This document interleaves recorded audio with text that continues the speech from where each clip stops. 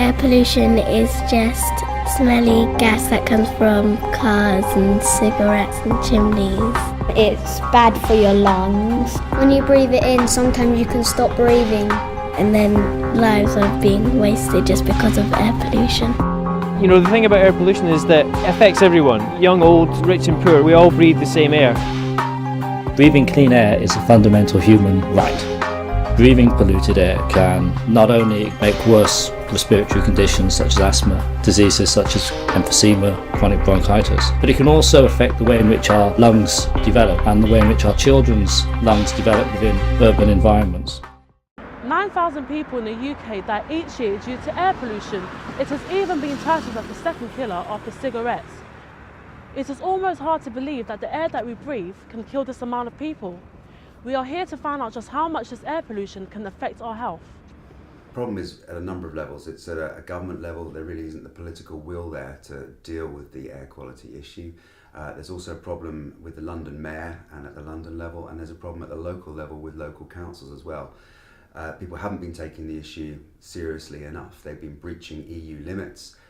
They've really been ignoring the European Union directives and just been carrying on as if it wasn't going on, almost in denial that there's a problem. We've had a particular problem in the UK and Europe in general over the last 10 years with the rise of diesel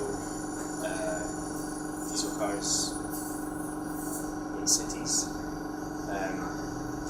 Diesel is now at about 50% of the fleet. And diesel emits a lot more particulate and nitrogen dioxide than petrol cars do.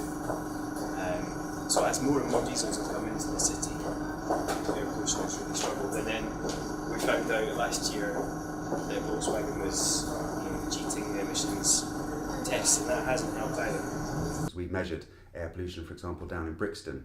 We know that it's hitting major levels, breaking EU regulations, very dangerous levels in the centre of Brixton. You go away from the high road. We've also measured the pollution in the side streets, and we realise that it's running at around 90% of those levels, so it's still dangerous in the side streets even though you don't realise it. We're all affected from air pollution, all of us breathe, that's why it's a huge problem. But people who are mostly affected are very young and very old, and you saw in the Great Smog of 1952, it was the very young and elderly people who died early as a consequence, and that's still the case today.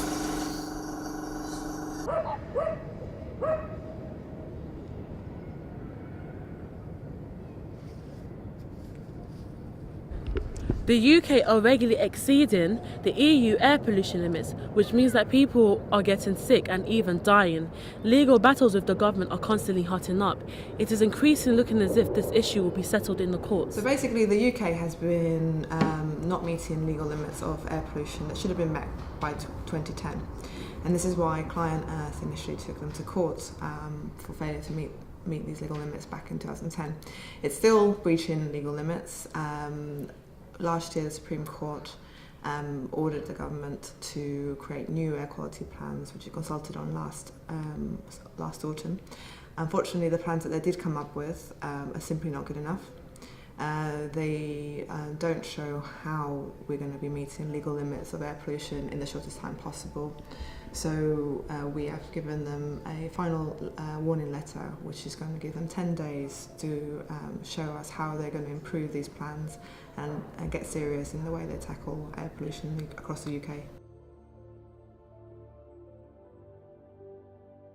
In our cities, we need to look at our public transport, buses and taxis, what they're running on. We need to be realistic. My son is a wheelchair user. We have to get him around London. We need a car to do it, but we need an electric vehicle really that's less polluting. We need to up the charges for congestion charging in the centre of town. Well, we need to tackle diesel. Absolutely, we need to tackle diesel as a priority. Reversing that is going to be very difficult. Getting the percentage of 50% diesel down much lower is going to take a long time. But we need to tackle that urgently. We need to cut down on engine idling. Fines need to be issued for drivers that are engine idling, as well as the cleaning up the bus routes. We need more greening of the area. So there's many things that could be done. It needs to be tackled at a local level, at the national level, but also at international level, because we share our air in Europe. You know, we export pollution to Europe. Pollution from Europe is imported back to us. There's no point in one country doing a lot if the country next door isn't doing anything. So it needs to be tackled at an international level. There are many things that could be done. This is a matter of life and death. We know that thousands of people are dying. And the government, local authorities and the Mayor of London needs to take this seriously.